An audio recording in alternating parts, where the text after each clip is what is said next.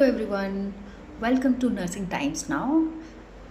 अगर आप competitive nursing exam की प्रिपरेशन कर रहे हैं, चाहे ईएसआईसी हो, एम्स नॉरसेट हो या आरआरबी नर्सिंग ऑफिसर का कोई भी या फिर कोई भी अदर स्टेट नर्सिंग एग्ज़ाम हो, तो इन सब में एक चीज़ जो है बहुत कॉमन रहती है, दैट इज़ सिलेबस बहुत बड़ा है और टाइम बहुत कम है और समझ नहीं आता है कि स्टार्ट कहाँ से करें। तो हम एक ही टॉपिक को बहुत ज़्यादा टाइम दे देते हैं कभी कभी, और कभी कभी डिफ़िकल्ट टॉपिक्स को हम पोस्टपोन कर देते हैं और एग्ज़ाम के जस्ट पहले रिवीजन के लिए टाइम ही नहीं बचता। सो आज हम आपको बताएंगे कि स्टेप बाय स्टेप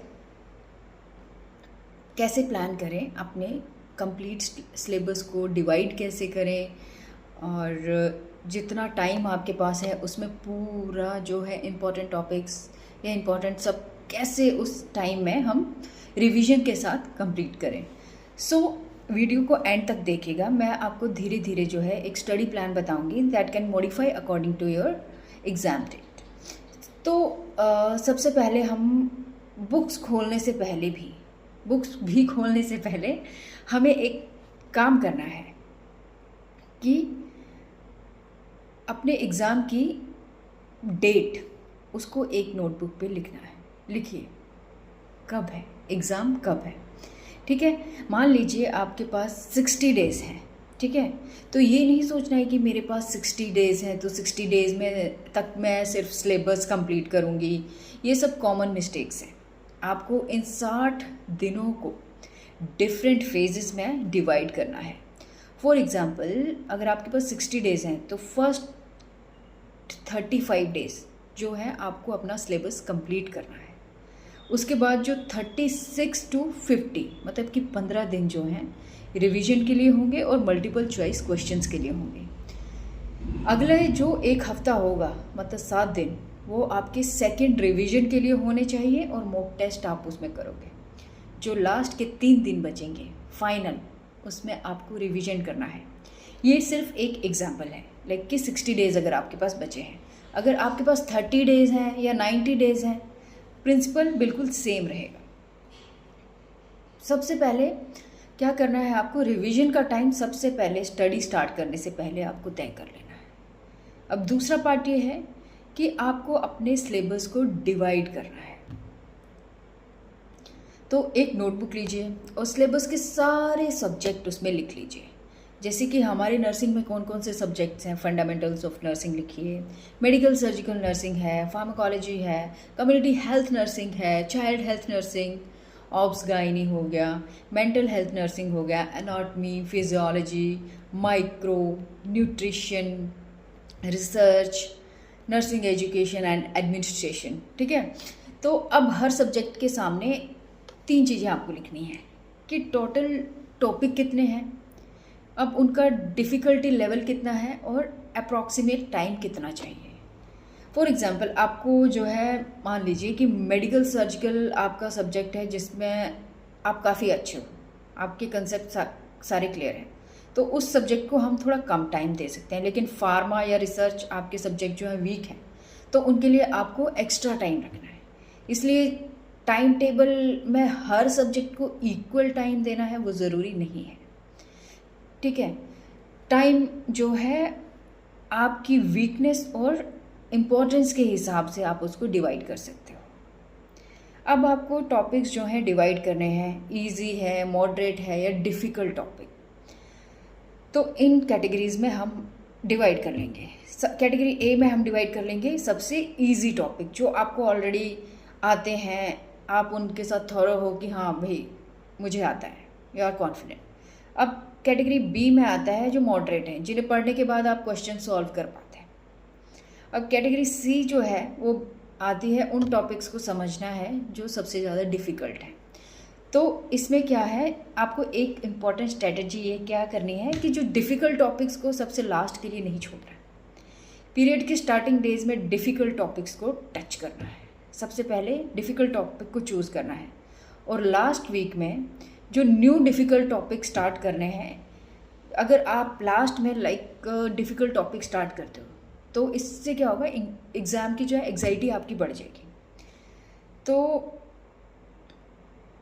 आपने क्या करना है, ऐसे भी कर सकते हैं, जैसे मॉर्निंग में डिफ़िकल्ट टॉपिक कर लिया, आफ्टरनून या इवनिंग में मॉडरेट टॉपिक कर लिया, नाइट में इजी टॉपिक कर लिया और साथ में रिवीजन हो गई। तो इससे क्या होगा, स्टडी बोरिंग नहीं लगेगी और डिफ़िकल्ट सब्जेक्ट भी कंटिन्यूसली इम्प्रूव होंगे। अब पार्ट 4 में मैं आपको ये बताऊंगी कि आपको स्टडी के लिए कितने आवर्स देने हैं। ठीक है, ये बहुत ही कॉमन क्वेश्चन है कि पढ़ाई के लिए कितना टाइम आपको देना है। तो ये सबका बहुत कॉमन क्वेश्चन है, कितने आवर्स पढ़ना चाहिए, किसको इसका कोई मैजिक नंबर नहीं है। एक तो अगर आप वर्किंग है तो 4 से 5 घंटे भी वैल्यूएबल हो सकते हैं। अगर आप फुल प्रिपरेशन कर रहे हैं तो 6 to 8 आवर्स फोकस्ड आवर्स जो पॉसिबल हैं वो आपको पढ़ना है। लेकिन एक चीज़ आपको बिल्कुल ध्यान रखनी है, आप 10 घंटे किताबों के साथ बैठे हो, 10 घंटे आप पढ़ रहे हो, ठीक है, तो क्वालिटी मैटर करती है ना कि क्वांटिटी। फॉर एग्जाम्पल मतलब आप 6 घंटे भी अगर फोकस स्टडी कर लेते हो, ठीक है, तो वो बहुत है। और 2 घंटे आप जो है मेजर सब्जेक्ट पढ़िए।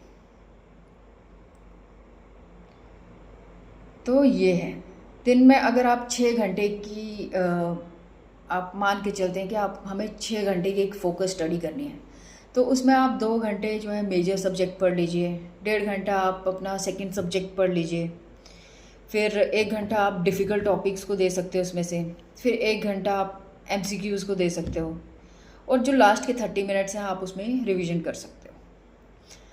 आप अपने शेड्यूल के अकॉर्डिंग आप सब कुछ, मतलब आपके हाथ में है, आप अपने हिसाब से सब कुछ चेंज कर सकते हो। ठीक है, और जो लास्ट पार्ट है रिवीजन, ठीक है, ये सबसे इम्पॉर्टेंट पार्ट है किसी भी एग्ज़ाम की प्रिपरेशन का। तो बहुत सारे स्टूडेंट्स क्या करते हैं, सिलेबस तो कंप्लीट करते हैं लेकिन रिवीजन नहीं करते।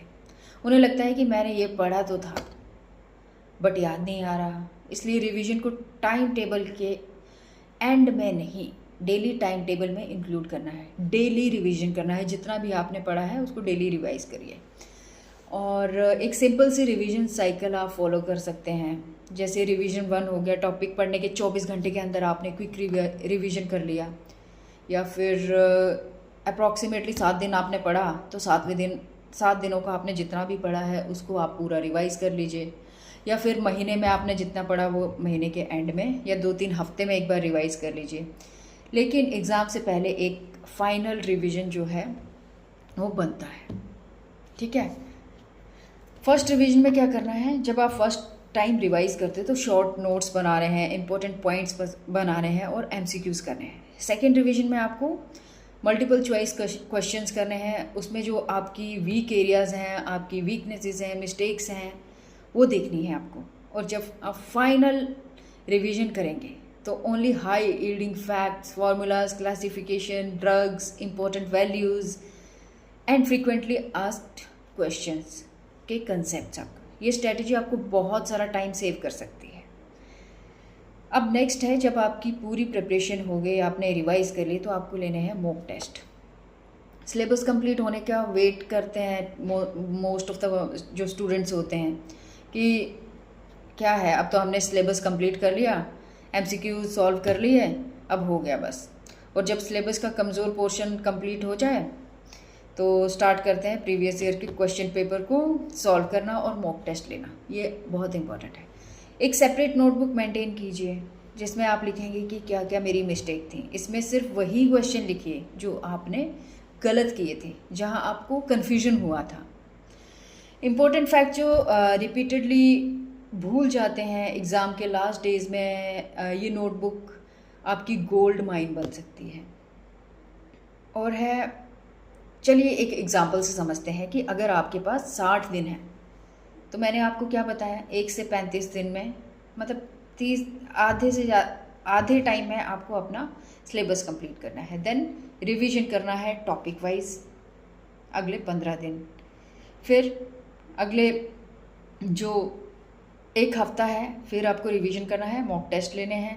फिर जो लास्ट के 3-4 दिन बचते हैं ना, उसमें आपको अपने वीक टॉपिक्स, मिस्टेक वाली जो आपने नोटबुक बनाई है, उसके बाद फाइनल रैपिड रिवीजन करना है। और डेली जो है, मैं बार बार एक चीज़ पे बार बार आपको वो कर रही हूँ, फोकस कर रही हूँ कि revision is very important. Daily करिए और एंड तक आप जो भी पढ़ रहे हैं उसको रिवाइज करिए।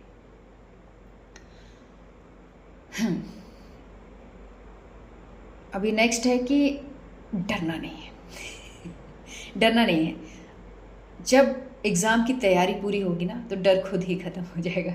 एक परफेक्ट प्रिपरेशन की तो आप मतलब वेट मत करिए कि सिलेबस को प्रायोरिटी के अकॉर्डिंग डिवाइड कीजिए, हाई वेटेज वाले टॉपिक को फर्स्ट में कंप्लीट करिए, फ्रीक्वेंटली आस्क्ड टॉपिक्स जो हैं उनको पहले करिए। लेकिन जो आपके वीक टॉपिक्स हैं या फिर इम्पोर्टेंट टॉपिक्स लेकिन जिनमें आप वीक हैं उनको उसके बाद करिए, और जो लो प्रायोरिटी वाले टॉपिक्स हैं उनको लास्ट के लिए रख लीजिए, ठीक है। कई बार क्या होता है कि हमने सिलेबस कंप्लीट कर लिया, रिवीजन भी कर लिया, लेकिन एक बार दोबारा रिवीजन करने में कुछ नहीं जा रहा। हर टॉपिक का आपको एक्सपर्ट बनने की भी ज़रूरत नहीं है, लेकिन स्ट्रैटेजिकली जो है बहुत अच्छे से प्रिपरेशन होनी चाहिए। अगर आपको लगता है कि मैंने कुछ ज़्यादा ही बोल दिया, लेकिन जो भी बोला वो एग्ज़ाम के पॉइंट ऑफ व्यू से आपको यूज़फुल लगा या नहीं लगा, अगर आपको यूज़फुल लगा तो आप चैनल को सब्सक्राइब कर सकते हैं इस तरह के और वीडियोस, ताकि मैं आप लोगों को और मोटिवेट कर सकूं एग्ज़ाम क्लियर करने के लिए। लेकिन एक बात आप ध्यान रखिए, जब हम एक्चुअल में एग्ज़ाम की प्रिपरेशन करते हैं ना, हम एक एग्ज़ाम के लिए नहीं पढ़ रहे होते हैं। उस एक प्रिपरेशन से हम लोग जितने भी एग्ज़ाम उस टाइम पे निकल रहे हैं वो आपकी चॉइस का जो आपको चाहिए वो आपको मिलेगा। सब एग्ज़ाम्स क्लियर हो जाते हैं, ठीक है। तो all the best for your preparation, study smart, revise smart and crack your exams. All the best.